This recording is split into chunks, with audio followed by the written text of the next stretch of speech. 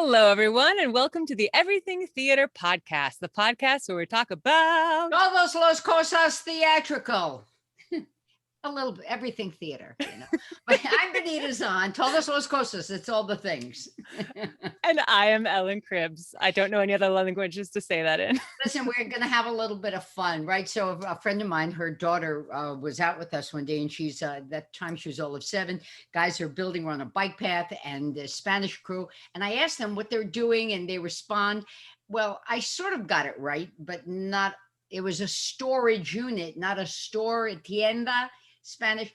So ever since then, her daughter says, yeah, Ma, don't you remember Benita knows 3 Spanish words? She was 7 at the time. She had attitude of a 50-year-old who smoked. I mean, kids. That's okay. I studied German for years and went to Germany and walked into a shop and said, Guten Tag. And immediately they said, hello. They knew. They just knew. They knew. Oh, listen, you tried. Right? I did. And really, I think this all started because our guest has a last name like music. It's Italian, Montalbano. Mm-hmm. Victoria Montalbano. Right? Did I get it right, Victoria? You did. That's so fancy. Why not? Listen, when you take a look at us tonight, something's not right here. Ellen's wearing flannel, and I couldn't be more, I was sitting out the backyard. It was hotter than, blue hell. It's very toasty today. Summer has arrived. Mm-hmm. Yeah. How about with you? You're in Chicago. I am.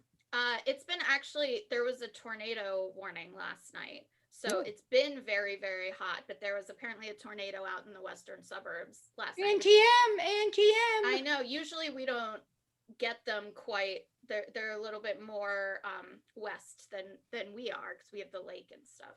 So yeah. Right. Who knows? My little thing about Chicago, because this is how I know Victoria. We've worked together, and I was just gonna go there. And I lived in Chicago for a bit, and I gotta say, my one disappointment, I love that city with all my heart. I was really hard to move away from there, but I was told it would be cold. I was prepared for the cold. I was not ready for how hot it gets in the summer. I felt very cheated. Hot in the summer, very muggy. Yeah. If it weren't for that, it's the perfect city. So while it's a lovely reunion, we invited Victoria because, Victoria, you got a heck of a wonderful one-woman show, and it all stems from, a Girlhood Crush in a way? Yes. Yeah. So it's called The Princess Strikes Back, One Woman's Search for the Space Cowboy of Her Dreams. And it's about how my childhood crush on Han Solo has affected my entire personal life still. So yeah, and I should specify, and I think I do make it very clear in the show that my crush on Han Solo came about at a time where it was very puberty fueled. So I consider The Empire Strikes Back to be my sexual awakening. You were 13. Yeah. Right? You were 13 at the time. So yes. that's the appropriate time. I mean, nobody's going to look askance. 13, yes. Think he's a hottie. It works, right? Absolutely. But how do you take that girlhood crush? Mm-hmm. And how long did in terms of, obviously you've nurtured it a long time, but at what point does it go from being, yeah, he was really cute and sure I wouldn't throw him out of bed for eating crackers too. I think I'm going to write about it and make a one-woman show. Well, it started, I was doing a lot of storytelling, which I started doing about 3 years ago, just because I wasn't really getting cast much at the time. I just sort of was in a rut. So I started storytelling, and I knew I wanted to create some sort of solo show. I really liked the medium and everything. And then it was right around when Disney Plus was first being announced. And I realized that I hadn't actually watched any of the Star Wars movies in at least a decade because they just weren't available. Like if you didn't have them on DVD, they weren't streaming anywhere. And so a friend of mine was like, you haven't seen them in so long, come over. I have them on DVD. Let's watch them. And so we watched The Empire Strikes Back. And I was like, oh, that's when it clicked with me that I was like, oh, the reason I had this huge crush was because his it wasn't just about him. It was about, I wanted to be Princess Leia, and Princess Leia got with Han Solo, and their romance sort of stemmed out of them bickering all the time. And that's how, when I was like 12, 13, any boy I had a crush on, I would just bicker with. And so it all sort of rolled together. And so I wrote one of the stories that ended up in the show, I wrote like that night. And when I told it at an open mic, it was like, it clicked. And it was the first draft. It was not like anything anything great. Like, I was literally like reading it off a paper. I didn't even have anything about it performative at all. And the reaction was really positive, and I felt so good. And I was like, oh, this can be something. I can build something from this. So how many stories did you write? So I started with 3. I sort of chronicle 3 different, I call it 3 different Han Solos, like 3 different guys I've dated or hooked up with or whatever that were like that type of guy, and sort of built the show around those 3 different guys. But other like stories and jokes have worked their way in as well. But really 3 main stories. Now, what's the timeline on this? Is this all during the pandemic, or did this start before the pandemic hit? So I finished the first draft of the whole show, and I was supposed to do not quite a full workshop, but there's a storytelling event here in Chicago where they allow you to showcase like longer pieces. And so I was supposed to do that event, and I finished the first draft. Like, I wrote like last sentence, period, the end, and it was March 15th, 2020. So, so I had been workshopping the stories that are part of the show for about a year before then. So like the 3 stories that make up the bulk of the show had been workshopped live many times. But I had never worked like sort of the material that connects them, or any of the other kind of shorter stories that work their way in. I had never done in front of done live with live people watching. So yeah, so sort of most of the development of the actual full show has happened during the pandemic. How long does it run? It runs about 55 minutes, under an hour. And I will hopefully have, for the performance coming up in July, I hopefully will have an opening act. So someone to do like a 10 to 15 stand-up or storytelling set beforehand, so that it feels like you're going to an evening of theater.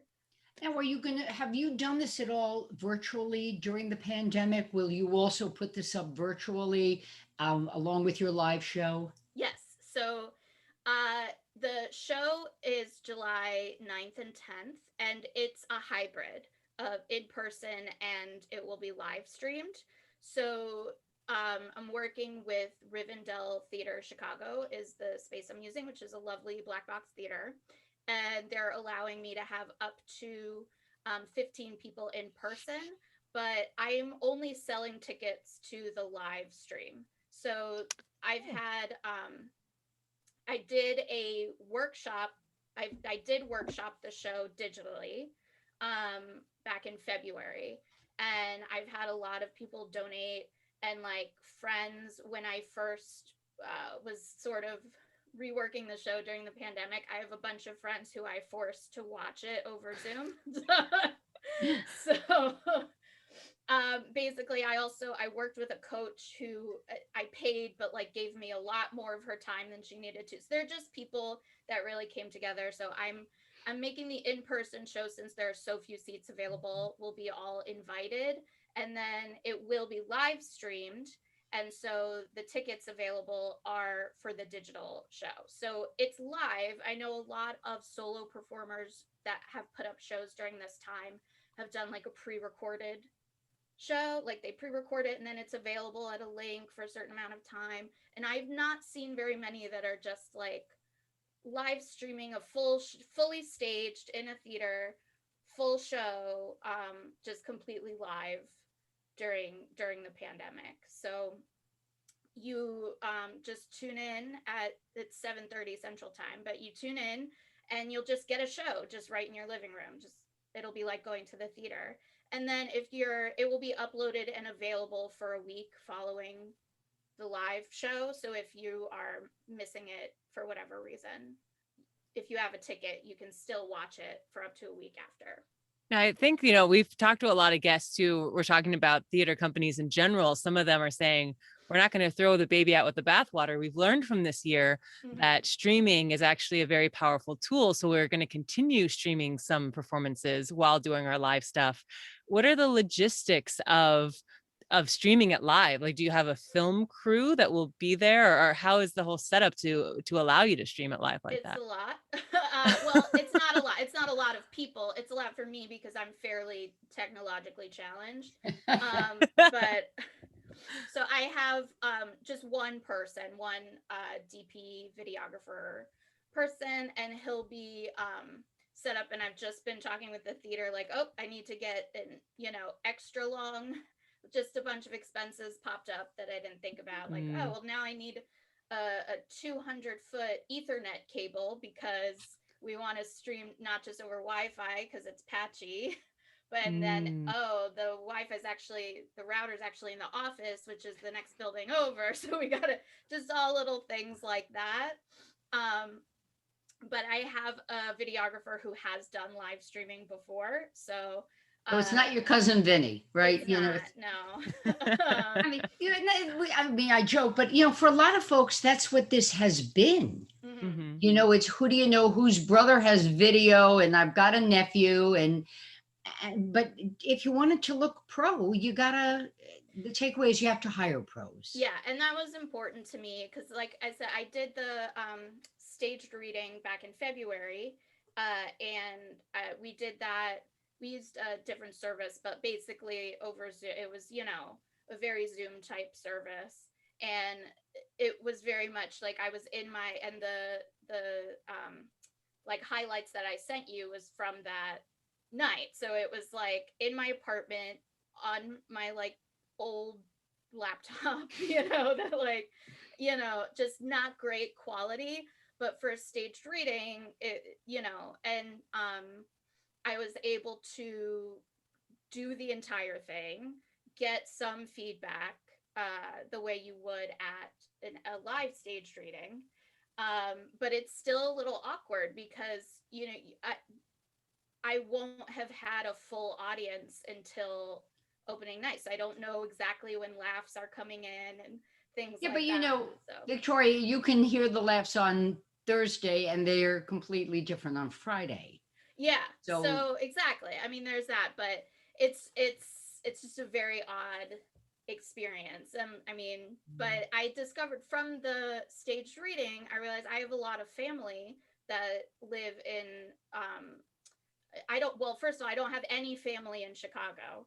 They all live either in Florida or my parents are both from the New York City area. So that's where my like aunts, uncles, cousins are all right now. And so my extended family has really never seen me perform. I have like an uncle that would come sometimes because I went to college in upstate New York. So he'd sometimes come if I was doing something up there. But most of my extended family really has never seen me perform. And sort of, I imagine thinking like, gosh, Victoria is so nice and sweet, but she's still doing that theater thing where she still has a day job and she's 37 and what is she doing? And they all came and were so supportive, both monetarily. They all donated much more than I expected they would, and were just like so lovely with their comments. And it's just it was so nice because I want them to know, like, I get that's what they're thinking, and also I understand why they think that. It's not like I So get it. Victoria, I want to, you know, for folks who, and I think a lot of performers, male and female, and everywhere along the spectrum, has thought about, I'm going to be the master of my own fate, and I'm going to write my own stuff because I don't have the right look. I don't want to work with this one, whatever the reason. Mm-hmm. So then give us a little sense of the nuts and bolts, the pitfalls and the, you know, the mountains, to steal a line from Next to Normal, you know, I miss the Sure. mountains, but of doing something like this. I would say the biggest thing is there's really no work-life balance. That's something that is it's important, you know, and it's something we've realized this year, especially, that it really does kind of take over your life.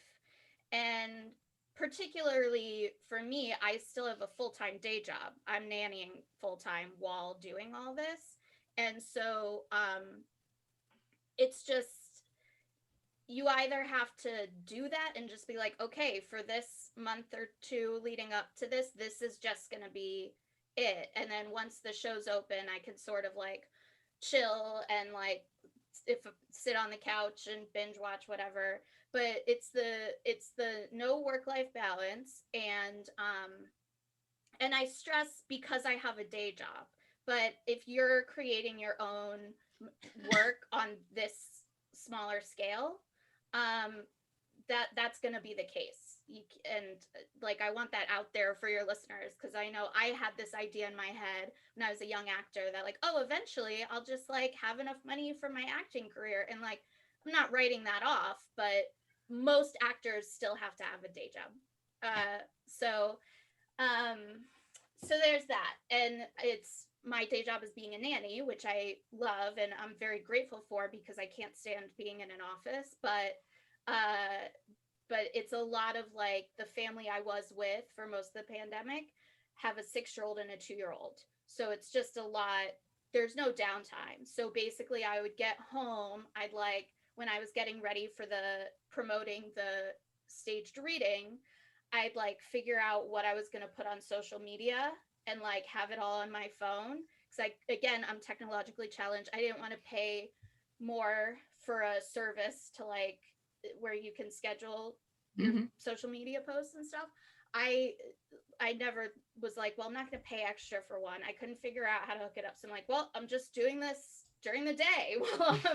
So I just have my phone and be like, okay, the 6-year-old's doing his school and the 2-year-old, I can like have her watch TV for a little bit. And I just sit there on the couch and like just putting stuff, and I'd like hashtags saved on my phone to like just put it all up on social media because I didn't have any budget for the staged reading.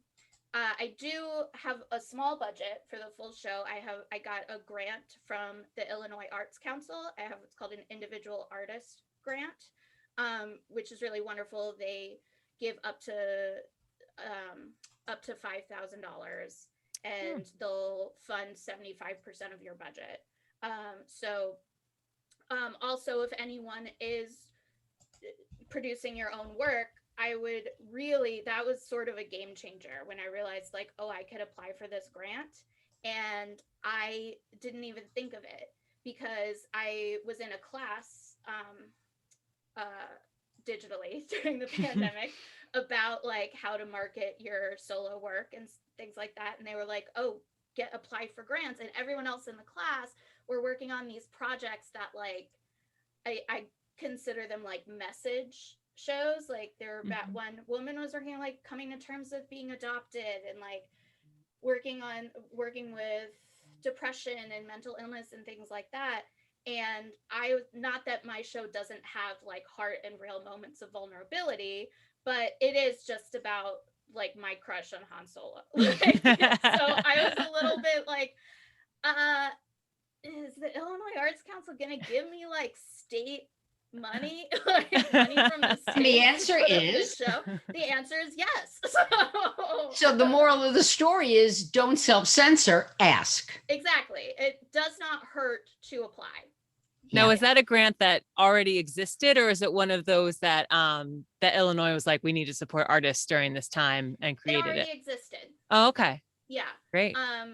So yeah, and I talked to a friend. There's a theater company in Chicago, like many small theater companies in Chicago that are like a little bit off the wall, a little zany. There's a theater company a friend of mine used to work for called Corn Productions, Mm-hmm. and they do like very good work, but it's all like satire and sketch comedy and things like that. And I was talking to my friend and was like, I'm really kind of nervous about submitting to this grant. Like, I don't know if like is the state gonna give me money for this thing? And she was like, oh, Corn Productions gets a grant from the Illinois Arts Council. So I was like, oh, okay, I get it. I get it. They want to fund like good work, give theaters a chance to like do their own good work, and individual artists do their own good work, whatever it is, whether it's like a message or not.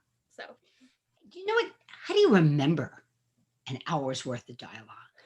well, I wrote it, so that's helpful. And the other And thing is, if you muff a line, nobody knows because you wrote it. exactly, I wrote it. So there's that.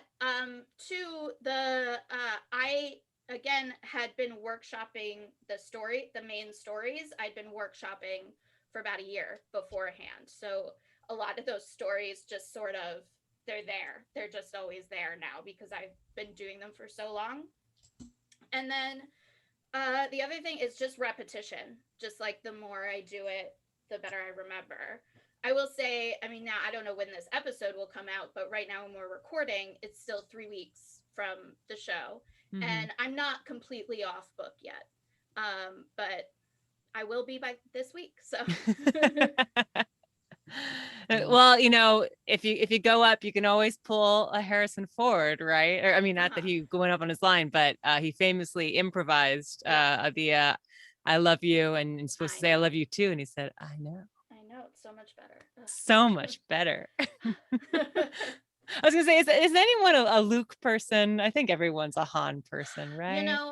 My good friend who is the one who was like, come over and watch this, she's a Luke person. I really think it has to do with your puberty level when you first saw it. Like, honestly, I'm like, if you were still like slightly prepubescent or just not as, I don't know. I feel like good people like Luke because they're like, he's a good person. But for me, I'm never attracted to a chosen one. I never want a chosen one. I'm also like not interested in that story. I'm like, I get it. You've been chosen. You're gonna save the day. What's going on with these other people? So. And so what's after the show goes live streamed, is there plans for what to do with it after that? Or are you just seeing what happens with it and going from there? I do plans. I want to, I mean, it's designed to tour to fringe festivals. That's why I've kept it under an hour, and the set is basically like a stool and some posters. It's very simple. So yeah, I've gotten it into a couple fringe festivals that I don't want to announce yet because the dates are still a little up in the air again because of like we still don't know when things will be able to be fully open and everything, but it should be in some fringe festivals this fall, and then I would like to keep it up. I want to take it to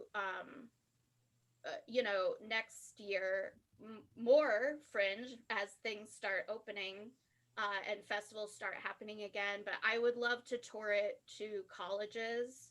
I think that's a good market for it. And I really just want to be able to tour it, really. Victoria, let me jump in. You say colleges. Is there a message to it? Or is it just, is there a message, in the monologues, or is it simply just fun? And there's no pejorative in just. No, I wouldn't exactly call it a message. But it is, there are moments of vulnerability. It's really about me sort of as I'm like dating these guys, sort of figuring out growing up and figuring out what I actually want is a big sort of thrust of the show.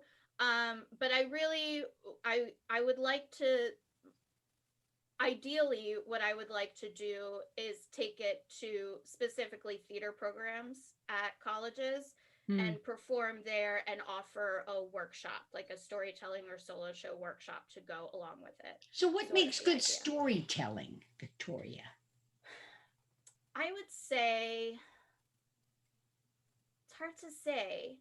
It's not hard to say. It's just hard to put into words. Sorry. See, this is your practice for when you take it onto a college campus. Exactly. Thank you. Exactly. You're So workshopping it with us. I am. I know that's the idea, but I've spent so much time putting the show up that the next step of it will come once it's up already. But so I think the key to good storytelling is really how you, the storyteller, feels about what you're saying. So that you have something to say with your story, whatever it is. A lot of people will tell stories that are very have a lot of trauma and like are using that to get through their trauma, which is fine. I don't see anything wrong with that at all. But it doesn't have to be that. It can be whatever it is. But if you have a passion for what you're talking about and you really care about what you want to say, I think that's what makes really good storytelling. And then once you have that and understand sort of the heart of your story of what you want to say, then it makes it very easy to figure out how you want to tell it and from what point of view you want to come at it from, if that makes sense. Mm-hmm. Totally. Ellen, you got a couple of specific questions. I'm keeping an eye on the time. Yes. So the end of the show is our close-up segment, Victoria. So are you ready for your close-up? Sure. These are just some rapid fire questions all Okay. about you. All right. So what was the specific moment in your life where you just knew I have to do theater? I would say, so the first time I ever performed, I was 7 and I went to like theater summer camp, and that like performance, the actual like first time I was on like doing a performance in front of a large group of people and like heard their reaction, I was like, yes, I want to do this. I wasn't sure yet that like that was going to be what I did with my life, but I just knew like I want to keep doing this. And what did your family say when you said, I'm going to go do theater? Well, by the time I decided I wanted to actually do it like for my life, I was a little older. And they were like, okay. And I'm very lucky. They're very supportive. I think they're just, their thing is sort of just do it as long as it makes you happy and don't ask us for money. And so that's sort of what I go with, as long as it's still making me happy. Has there been a show either that you were involved in or that you just saw that has had a really big impact on your life? Yeah, I'll say 2. One I saw was a production of A View from the Bridge. And I saw it when I was in high school. And I knew of the show, I'd heard of it, but I'd never seen it before. And just by the end, by the final act, I was like sobbing. You couldn't stop me. I was just like, so I was sobbing so hard.